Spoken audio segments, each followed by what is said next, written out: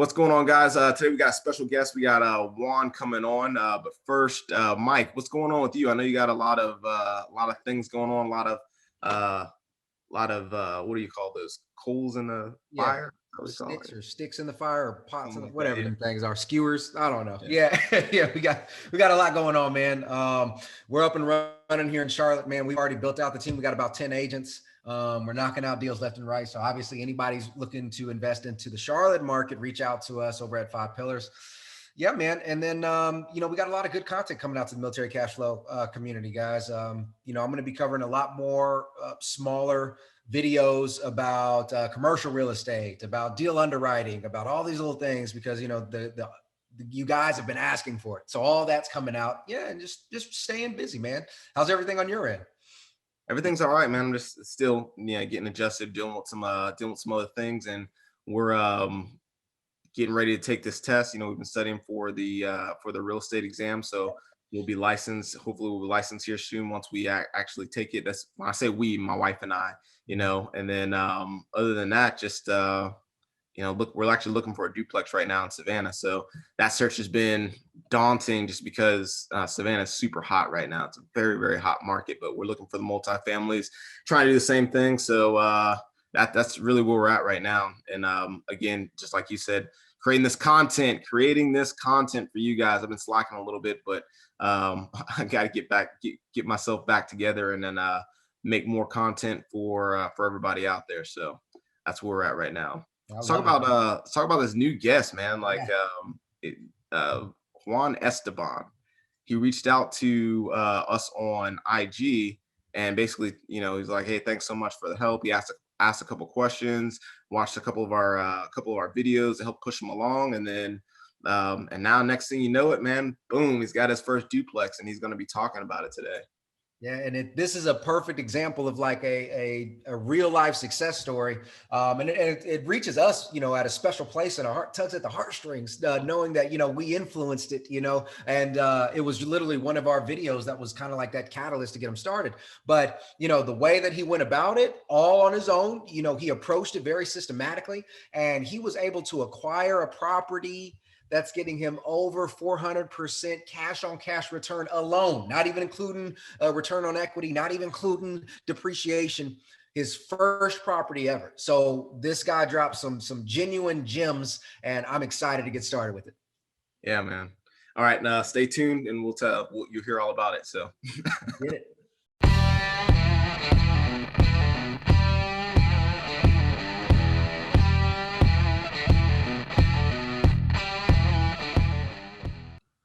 What's going on, guys? This is Dan Wynn. And Mike Glaspie. And welcome to the Military Cashflow. Hey, today we have a very, very, very special episode. Every now and again we get messages, and we have some soldiers or airmen or sailors, come on and talk about how we've been able to help, and they tell about their first success story, right? So the first time they're getting their duplex or multifamily, and how they were able to acquire it, how they were able to find it. So we're going to go through that today. We got Juan Esteban. Thanks so much for coming on. And he just bought his first duplex. So if you're out there, give him a clap, clap it up for him. This is some great stuff. So, hey, Juan, can you let us know a little bit about yourself? Tell us, where you're at, where you're from, a little bit of background, and for our listeners out there. Yeah, absolutely. So my name is Juan Esteban. I am a corporal in the Army. I joined out of Miami, Florida. That's where most of my family is at. I'm currently stationed in Fort Riley, Kansas. Looking to go to Savannah, Georgia here soon. I'm also happily married to my beautiful wife. She's been awesome through this whole transition on becoming an investor and getting all this stuff with the property going on. And yeah, that's pretty much it. Nice, man. So you're from Miami. How is it? What made you decide to join the military? I mean, you came over from Puerto Rico. Yeah. What was the decision? Yeah. So my dad was actually in the military. He was a Chinook crew chief. So since I was little, I went to basic training when I was little. That's one of my earliest memories. I loved how everything looked in the uniform. I just wanted to overall have the experience, be able to deploy and basically serve my country and have that experience. Nice. So how did that turn out? Where you were in the military, and then all of a sudden you started thinking about investing. Like, what's your investing background and journey? Has it always been real estate, or what else have you been doing? No, absolutely not. So I actually, 2019, we deployed to Syria first, and then we went to Iraq. I found myself, when nothing was really going on, bored. So I started looking up on Reddit, on Google, like what to do with my money, because I was getting more money than I was used to. So I actually got ordered on Amazon, Rich Dad Poor Dad, off of reading it on Reddit.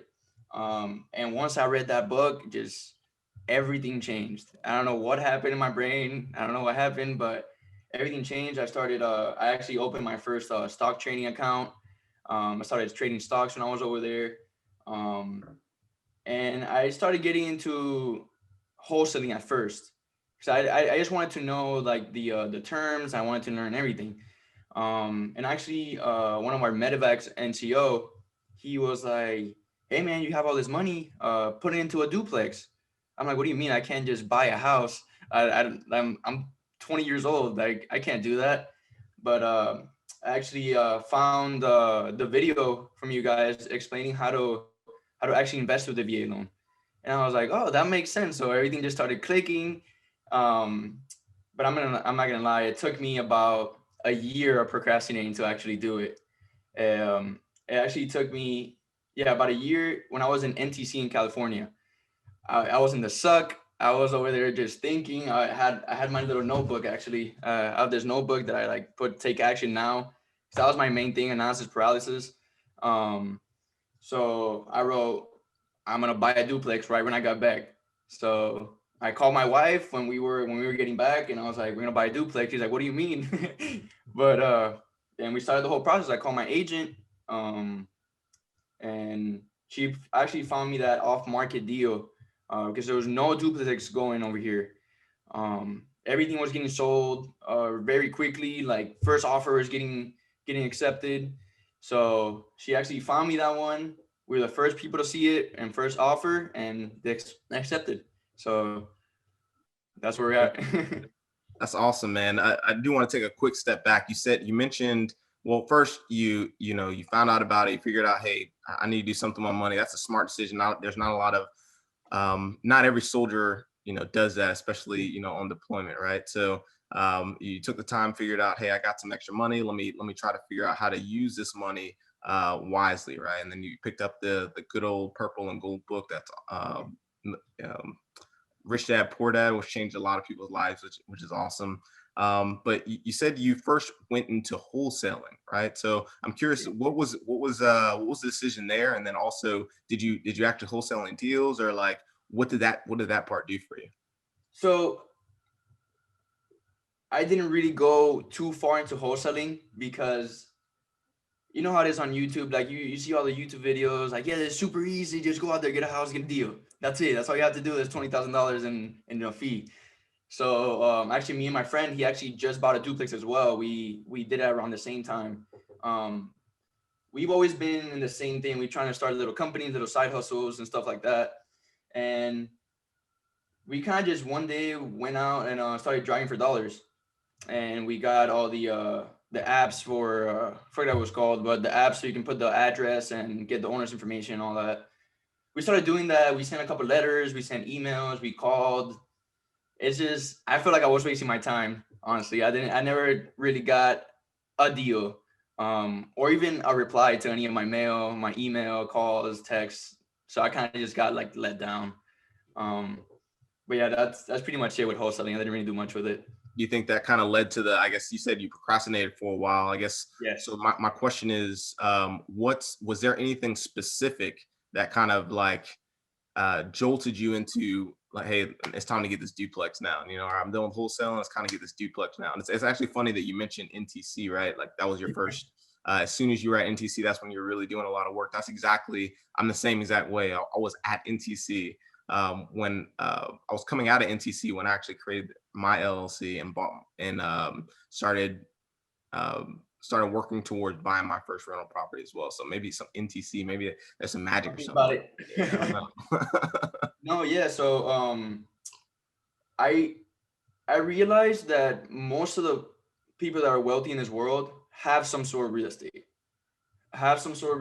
that they might not be active real estate investors, like that's all they post on Instagram or whatever, but they have some sort of real estate.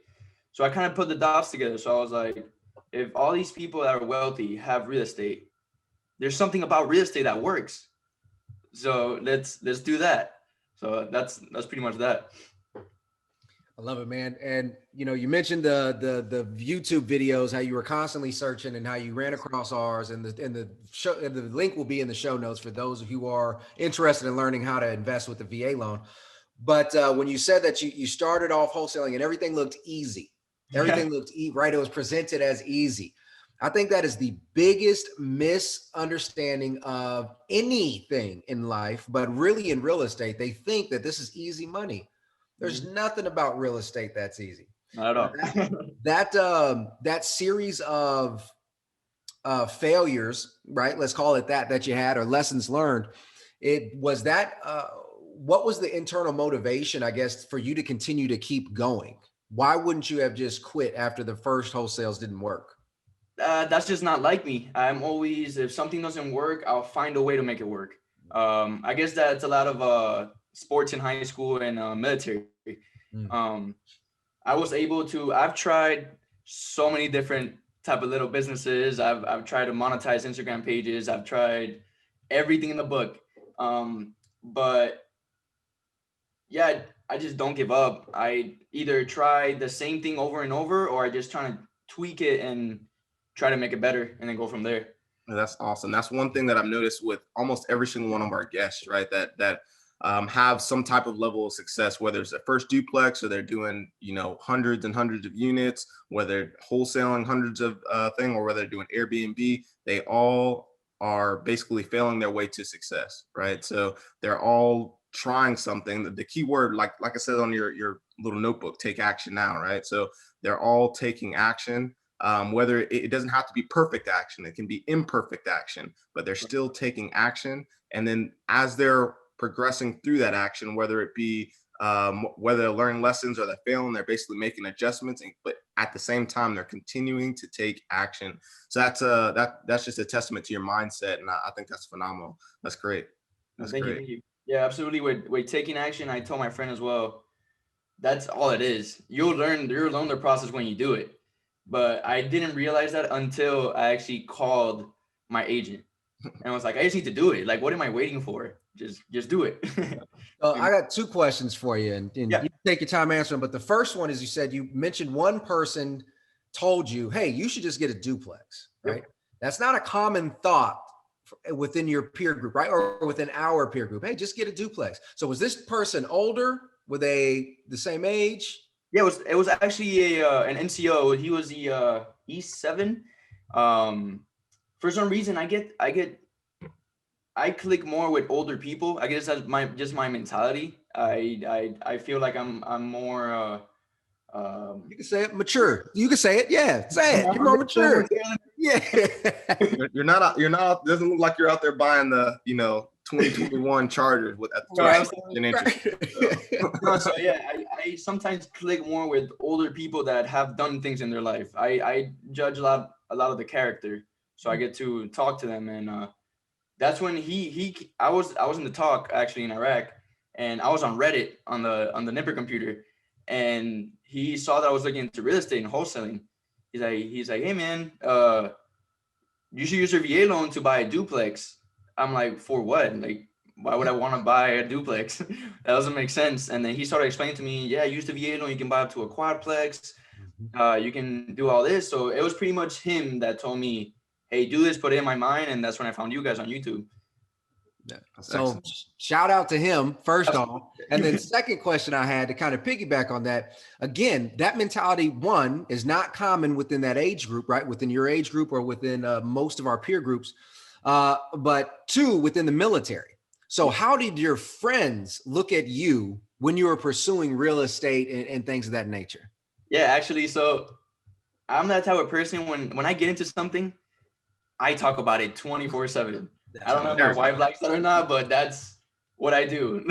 So I remember for the last around 6 months without deployment. Every single day when I came on shift, it was always like, hey, you guys should buy a duplex with a VA loan. I was like, hey, let's use my code for Webull or Robinhood, whatever it is. But they pretty much saw me as he's not gonna do it. He talks a lot. He's not gonna do it.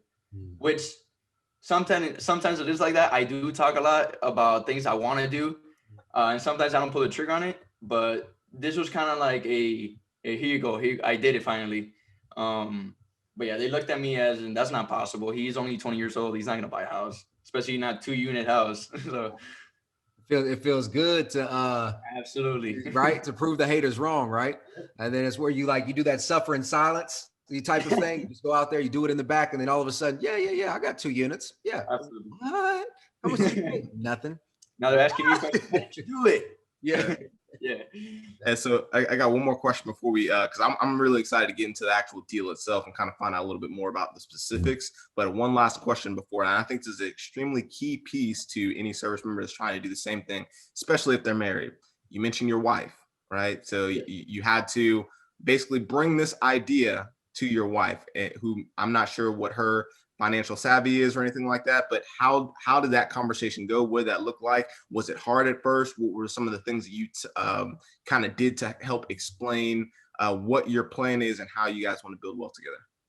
Yeah, so it was actually not hard at all. She's a very supportive person with everything I do. If it was another person, I don't know if they would still be with me with all the crazy stuff I do. But no, it was, like I said, when I was in NTC, when we were coming back, when we were in that holding area, I forgot what it was called. It's Aruba. Ruba, yes. When we were at Ruba, we weren't really doing much. So I gave her a call and I was like, we're buying a duplex. She's like, what do you mean? How does that work? And I was like, we're gonna use the VA loan. This and that. I was like, yeah, but what if I don't want to spend all my savings on that, and we don't want to spend all the savings and liquidate them. Like, no, actually, we can set it up, but we don't have to pay closing costs. There's certain things we could do that we really would have to pay just appraisal and inspection, pretty much. Really come down to it. And I pretty much broke it down. I sent her a couple of blogs and YouTube videos explaining to her how it actually worked. Because at the time I really didn't know how it worked. I had never done it either. I just had the kind of like the idea of it. But yeah, she kind of did her research as well. And then I told her, hey, start looking for houses. And he's like, yeah, I found this one. And I called the agent and she was like, yeah, it's already on the contract. And so every deal that we looked for, it was already on the contract or was already messed up. So it wasn't going to be VA. It wasn't going to be accepted by the VA because it was all messed up and stuff like that. So honestly, it was super easy, super supportive person. I don't know how I would have done it without her, honestly. Yeah, she needs a round of applause herself. Absolutely. After this, you need to go give her a big hug and a kiss. And be like, hey, Yeah. You just helped set this family up for success. Yeah. That's awesome. Hey, so let's actually get into the deal. I'm sure everybody out there is just excited to hear what this actually looks like. So first, I want to kind of go into you kind of mentioned a little bit how you found the deal, right? You talked about the background, the mindset of actually prepping yourself for it. Then let's talk about how you found the deal. A little bit like how long that took, right? And then we'll talk about how you finance it. Did you save up some money, things like that? Obviously, use the VA loan. And then we talk about basically how much it costs, or what at least what the rental income, what you'll rent on the other side for, and what your mortgage is and things like that. So let's kind of run down some of that stuff so we can get anyone else out there can kind of get an idea of what this looks like. Absolutely, yeah. So I actually went on Zillow and I was looking for properties. So I ended up finding this little duplex here, maybe 5 minutes away from our gate. And I called her and she was like, that one's on the contract. We can't really show you them, but there's another one that needs flooring and it has holes in the wall and stuff like that. If you want to come see it, let's go see it. Let's go see it. I'm like, that doesn't sound good, but let's go see it. So I ended up going over there, seeing the property. I was kind of like, didn't really know what to check, didn't really know what to look for. I kind of was just all around what I thought was good. And then we ended up seeing the other side of that duplex, and we had the tenant that was there was ashtrays everywhere, dog feces. It was disgusting. Yeah, it was really bad. So not even when it would have cleaned, that carpet would have been good. So I had to rip off that whole carpet. So I was like, I don't know if I want to do that. And then the question came, she was, hey, do you have your pre-approval letter? I was like, what's that? And she's like, well, you need to call your bank and get pre-approved. I'm like, do I just call you and say, hey, how does that work? Like, I have no idea. So I ended up doing my research and looking for banks. I ended up going with Veterans United at first. And I got pre-approved for $225,000. And I ended up, I don't know why. Oh, I went on Reddit as well, and I started asking questions. What do you guys think about Veterans United? I asked on Facebook to see what my friends were doing and stuff like that. And it seemed like some people had problems with them. So I got suggested, hey, go with a local bank. I'm like, oh, okay, cool. So I asked my agent, who do you recommend? And they're going with Fairway. They gave me 2.375 on the house interest, which I was blown away. I was expecting like a 4 or 5. That's what I've heard from mortgages. So I got pre-approval letter, and I was talking to my wife, running numbers and all that, and we were like, we don't really want this one. So I ended up talking to the agent. The agent was like, hey, you're gonna have to wait till something comes on the market. So all it took was I got home. She called me, hey, they just called me. There's an off-market deal. You want to go see it tomorrow? I was like, absolutely. So he sent me the list. She sent me a picture of the property. And we ended up going over there. It was brand new carpet. It seemed pretty good. It had a tenant in it. The rent is $1,050. So I took all that. I took all the taxes. I went home. I actually built an Excel sheet that I can run all the numbers, because I was going online and seeing that people were charging for it or something like that. So I ended up building myself one. So I ran all the numbers. Everything came up. I ran it first with living in it. It ended up being around $120 that I had left over from my BAH. So right now I live on post, and all my BAH goes away. So I have a house, I have a nice house, but I don't have something that's mine that I can turn into a cash flowing asset. So that's why we're moving out as well. We did that. So I was kind of skipping. The actual process of buying the house took about 3 months, 3 months and a half. Because once we did the inspection, the roof was bad. So we were like, no, the roof is bad. I don't have $13,000 that I can just throw into a roof and that's it, realistically. So that was another debate with the seller to try to get him to pay it and his insurance to pay it and all that. So I ended up being around $13,000, and then we had the contract was that he was going to pay closing costs.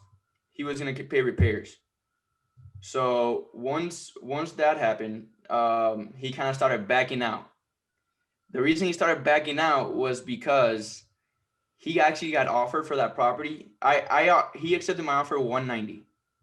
That's how much I bought the duplex for. Someone offered him $198,000 cash for the house. So he was throwing every single curveball he could do, because legally he couldn't get out of the contract. He had already signed. He was throwing, hey, we're only going to pay $4,000 in closing costs. I was like, all right, that's fine. Let's do that.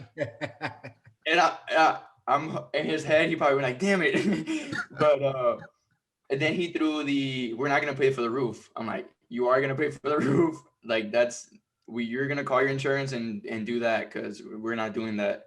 So it ended up working out with the roof. And then he was like, he sent another one. It was like, we're not paying for repairs. We're like, what do you mean? And then, because I'm guessing he wanted to throw curveballs for me to put out, but I had already done inspection, appraisal. I didn't want to lose that money. And so it ended up working out that I bought the property for $190,000. I ended up paying for the repairs was around $435 plus 1.5% that escrow holds, and I ended up paying for that's pretty much inspection, appraisal, and the repairs. That's all I paid for in the deal. So all around, rounding it out, about $1,500 to get a duplex that will be at the end of the day when both sides are rented. It'll be bringing in around $500 to $600. Cash flow. Yeah, and cash flow. Yep. That is a very, very strong deal, especially for your first one, man. So absolutely. Kudos. Yeah. And I mean, a lot of people kind of stumble into real estate. You know, they buy a house and then try to rent it in the back end. But the fact that you were so purposeful with your due diligence along that way, you know, again, man, kudos to you. You went in there with a plan and you executed. Yeah, that's what it's all about. Taking action, executing on the plan. Let me ask you this. How'd you find the realtor from the beginning? How'd you find the realtor to help you with duplexes? Actually, I just called on Zillow. That's all it was. I didn't really, that's their profession. So I think I have to get better at that. But I should have looked around for other real estate agents. But she was the first one that actually called me back. She was the first one that actually took me to a property. And it kind of worked out because she found that off-market deal for me. So I don't know if I would have gone with someone else and kept trying. I don't know if I would have found that deal ever. It brings up a really good point because, you know, not all real estate brokers are created equal in the realm of investing, right? Well, just in general, but definitely in the realm of investing. And, you know, sometimes you just need to find the realtor who's going to take action, right? And so in that case, I have no idea what her experience was with investing, but she was there. She was constantly looking. So, you know, it different strokes for different folks, but I'm glad that one worked out. Yeah. She actually acted as a mentor to me in some sort of way because she actually owned properties here. She actually owned investment properties. Her son owned investment properties. So I spoke to her son. She's like, here's my son's number so you can get some more advice. And she kind of helped us out a lot. So that was awesome. Yeah, that sounds like a perfect. We need to get her contact information because we help other people find vetted realtors, right? That we're looking kind of specifically for that to add to our network, so we can refer out to other service members that are trying to do the exact same thing as you. So that sounds like a perfect realtor that kind of add to our network. So that's awesome. That's actually very, very rare. It's very, very rare, you know, that you'll find someone that realtors that actually own property and that kind of know their way around investment properties, especially that are also savvy with the VA loan as well. So that's great. I actually taught a class just the other day to a group of realtors. I just did a poll. How many of you guys actually invest? It's like 3 people out of like 50. Oh, wow. Oh my God. Right. So yeah, it is very rare. And it's important, like that realtor there invested herself, you know, her son invested herself. So it's like, you know, you can have confidence in the advice that they give you because they've been there, done that. Right. And boom, you walked away with this beautiful duplex. You didn't have to worry about fixing holes in the walls and ripping up dog doo-doo carpet. Yeah, absolutely. It was a good buy. Definitely. I'm super happy with it. Oh, so that's awesome. So quick recap. So you got it for 190. You said your mortgage was like 1,050, and it seems like you can pretty much rent each side out for about $1,000, maybe a little over $1,000. Yeah, so and then it's actually 1,242. The mortgage, the rental income is 1,050. That's what the market is around there. Okay. And then after you subtract for your vacancies and your expenses and all stuff like that, you're still cash flowing $500 a month, right? And that's not even the key portion for everyone out there that's listening. This is the big ticket right here, right? So while you're living in it, you said you make about $100, something like that. Yeah, it's around $100. Yeah. Well, I don't know so it's considered what I have left over for my BAH. So that's technically not cash flow, but it's for me. It looks like a savings for me because right now I spend 1,038. This is what my BAH is. So now I'm actually saving $120 every month. So that's positive to me. Okay. All right. I got it. So your BH is 1,000 and some change and your mortgage is like $1,200. But since you're renting the other side out, that's like $1,000. That's $1,000 to you. So you're actually keeping $100 of your BH is what you're saying. Yes. Okay. That's cool. And then after you move out, you'll still cash flow about $500 or so. Yes, that's correct. All right. And how long have you actually been there for? In Fort Riley? Yeah. I mean, I'm assuming you're going to I don't know if you're E4. I assume you've been there for maybe what, 2 or 3 years, maybe 2 years or so. Actually, just in my two and some change. I've been in the Army for 3 years as of January 1st. Okay, so you'll be PCS in here within the next 2 years or so. Yeah, so I'm ETSing. I'm gonna try. Yeah, I'm going to ETS. I want to be able to build a business. I want to be able to do all that stuff. That sometimes I don't have the time here. I'm actually getting into. I want to build an insurance agency. So selling insurance and stuff like that. Build an agency, build a team, and then use that money buy more properties. We gotta put you in contact with Jake from State Farm. We did an episode with. I'm not sure exactly what type of insurance you're trying to do, but we've had one of our guests in the past. I'm not sure exactly what episode, but we'll link the show notes. And he talks about how he got into the home insurance market or the insurance market. So that might be a good connect for you. So that's awesome.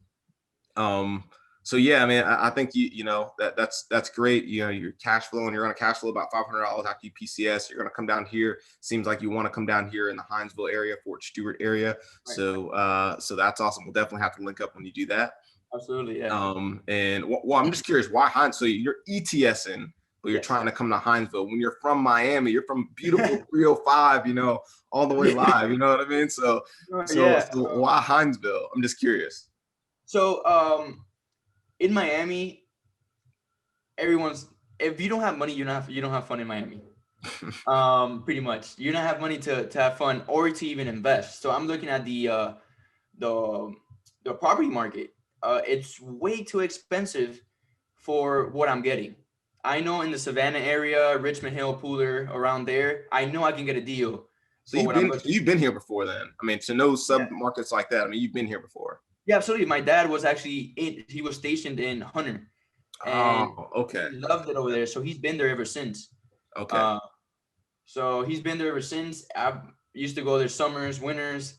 So, and I fell in love. I actually took my wife there twice already, and she's from Miami as well, and she loves it. Okay. We've been to Tybee Island. We've been everywhere. It's beautiful. So that's the type of place you want to be at. All right. Excellent.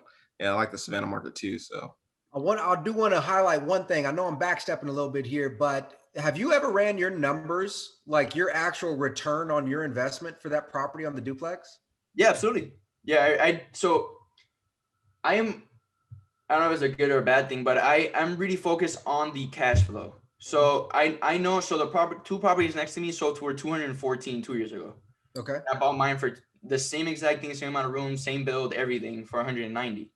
So I'm not really that worried about that. I just want to be able to bring in the cash flow, and I already did the math for how many properties I need to have to be able to match my military pay. There's about 8 more doors, I would say, to be comfortable. So yeah, I did run it, and I used Excel. I used Excel, and I plugged in every single number, and it worked out. So, having the ability to build your own Excel sheet is extremely important, because that way you get to internalize the numbers. But I do want to highlight for the audience out there, if you're making $500 a month in free cash flow after all your expenses, and you only put $1,500 in up front, your cash on cash return is 400%. Yep. 400% for the year. Think about that, guys. People fight tooth and nail for 8% in the market. Let me put $10,000 in this stock, and hopefully I get 12%.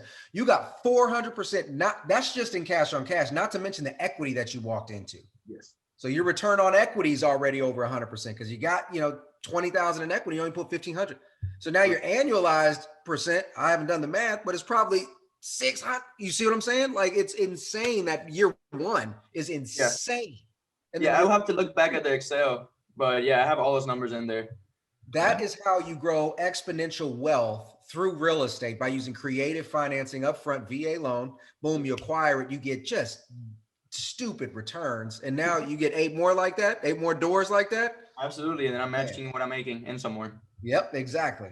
All right. I just wanted to highlight that. I wanted to make sure that the audience knew that, especially all your peers that thought you were crazy at 20 buying a house. Now they're like, well, damn, maybe I need to do it at 20. Right. Yeah. I hope that's what happens. Hey, so how, just really quick, I kind of want to backtrack just a little bit too. You said you already had a tenant in place, right? What was that like? I mean, had that tenant already been there for a very long time, or like, did you go back and relook at the lease or anything like that? I mean, how did that piece go? Yeah, so it was actually a bit of a headache because we needed to give 24 hours to actually see that side as well. So it was actually 48 hours from the time that we actually saw the other side. But yeah, he had been there. He has been there since July. His lease ends in September of 2021. What I did was I asked my agent, got in contact with the property management that was in place, and said pretty much, hey, send me the lease agreement so I can look at it, see what I liked, what I didn't like. Either way, I was notified after when I wanted to make some changes. Is I can't make edits to that lease. I have to honor it until that lease is over. So pretty much straightforward. They passed me once the property was bought. They passed me the lease. I passed it to my property management, and they got in contact with them, and it was pretty smooth. Okay, and you already looked at the. And the reason why I asked this is because right now with the like eviction moratorium, and you know that there is a kind of a hold on. If anyone's dealing with problems with the pandemic, you know, they don't have to pay their rent right now. So I wondered if that had affected you at all, like immediately, because I know there's a lot of property owners that are selling right now because, hey, we can't collect from tenants, they don't have the reserves, and so on and so forth. So I was just curious. Yeah, right. So my tenant is actually in the military as well. That whole community is military. The neighbor, the next duplex is military. The one in front, military. Everyone's military. He's actually in E6, living in that side. I don't mean to laugh. I think that's just kind of weird. I'm not sure if he knows that you're a property owner, but sometimes, you know, I've heard stories like that before where, you know, someone reached out one time and they were like, yeah, I'm in E3, I think. And the person that rents the other side of my duplex is like an E6 or something. So yeah, I just that the idea of that sometimes is kind of strange. So yeah. Yeah. So I think just to start, I guess, just wrapping it up a little bit. I love your story, love everything you did. If there was something from the military that's helped you throughout your process, or something in the military that's helped you in this journey, what would that something be? Just pretty much not giving up on my what I wanted to do. I could have gave up when the seller was like, we're not gonna fix the roof, or we're not gonna do this and that. But I was set on, I want this property and I'm not gonna let it go. I would pay. I had some money saved up just in case, but I said I was not gonna let this property go. It was way too much of a good deal to let go. So pretty much that, just not giving up, staying persistent, staying on track, and doing what needs to get done, and that's it. I love it. Would you say that there was any, just out of curiosity, was there any one skill set that you learned directly from the military that has now kind of applied to all of your business kind of ventures that you're pursuing? I would say talking with people. I am a flight operations in CYC. I talk to captains, warrant officers, lieutenant colonels, majors, whatever rank you see in the officer rank, I talk to every single day. So I feel like talking to high-ranking people every single day gives me the confidence to be able to talk with real estate agents, with contractors, with mortgage companies. So I think that was the main thing that I've learned from the military. That's interesting. Like I haven't heard that one before. It's like you know, going out and talking to people. It's like, man, I talked to this, you know, colonel over here. I mean, I can talk to a realtor. You're not so scary. You know what I mean? Like, that guy can actually influence my, you know, my career and stuff. And I'm just, you know, going out and talking to, you know, someone else. That's really interesting. Yeah. So if there was one piece of advice that you could give to any other person trying to do what you're doing, what would that piece of advice be? Take action and do it now. Just do it. Just go on Zillow right now. Look for listings in your area. Call real estate agents. Get the information. Run the numbers. Just do it, because once you get stuck in that analysis paralysis, it's really hard to come out of. You think you need to know every single thing in the book before you start. but most of the time you learn once you actually do it. Once you do it is when you learn most of the things. Because I read so many books, read so many books, so many hours on YouTube, so many hours on podcasts, whatever, everything. But until I actually did it, it's when I learned and I actually took action and got everything done. Just do it. I love it, man, because, you know, education without application yields zero results, you know, and so many people, and I don't care what it is, they'll go to college, they'll pay for the mentorship, right? The $10,000, $20,000, $30,000 mentorship. And they expect that whatever that course is, there's going to be an easy button. And they're like, okay, I spend this money and then I make money. It doesn't work like that. Education without application is nothing. So I love that. And so now, you know, you're starting your journey, you're about to ETS, start your own insurance company. If people want to reach out to you and see how your journey's going, or reach out for maybe even tips and advice, because they're E3s and E4s, how can they get in contact with you? So I have an Instagram page. It's at the real J Esteban, Esteban. That's basically the platform I'm always on. I'm actually answering questions every single day since I've gotten the property. I posted a picture, I posted some videos, and I keep getting DMs for people that were with me on this unit, people that even a sergeant, a staff sergeant hit me up and asked me, how did you do it? This and that. So I'm always answering questions there. So whatever question you guys have, I'm always there. I'm happy to answer. You know, you're destined for fame when you got the real in front of the man. It's like, this ain't a fake account. This the real one. Yeah. That's awesome. I'm really happy that you're also sharing your story as well. So I know that there's a lot of people out there that will do something that's life-changing, right? But they'll kind of keep that inside, right? They'll keep that to themselves, or they won't really divulge a lot of that information. Kind of what you're doing is one of the reasons why we created this platform, right? So that we can help spread the knowledge. And, you know, there's an abundance mindset, right? And the fact that you're going out and you're helping other service members, you're kind of telling other people as well. That just, you know, I'm sure you're adding a lot of value to other people, and in return, that value is going to come back to you. So whatever you do in the future, it's going to multiply tenfold. I'm a very, very firm believer in, you know, kind of what you put out in the universe eventually comes back to you. So that's phenomenal. Kudos to you for doing that. I appreciate that. Yeah. I've actually influenced a lot of people. So I have my best friend bought it. He actually closed before me, but he started after me because he didn't have most of the problems. But I pretty much told him like, hey, I'm doing this. And he was like, why can't I do that too? And he ended up buying a duplex as well that's cash flowing crazy amounts. And yeah, I feel like I'm able to influence a lot of people. So any questions, anything, just hit me up. That's phenomenal. That's phenomenal. Hey, thanks a lot, Juan. I really, really appreciate you coming on, sharing your story. I know that anyone out there listening right now is found a lot of value out of this episode. You've answered a lot of questions. You kind of put to bed a lot of the myths and maybe some misconceptions other people have had as well. And I really thank you for that. Thanks for reaching out. And yeah, man, keep doing what you're doing. I wish you all the best, and I will continue to follow your journey as well. If you have any other questions as far as you progress in the future with real estate investing in general, you know, please reach out to myself or Mike, and we'll make sure we hook you up or put you in contact with who you need to be put in contact with. So it's great. Absolutely. Thank you so much for the opportunity. It's great what you guys do. It's I don't know if I would have found that video, what would have happened.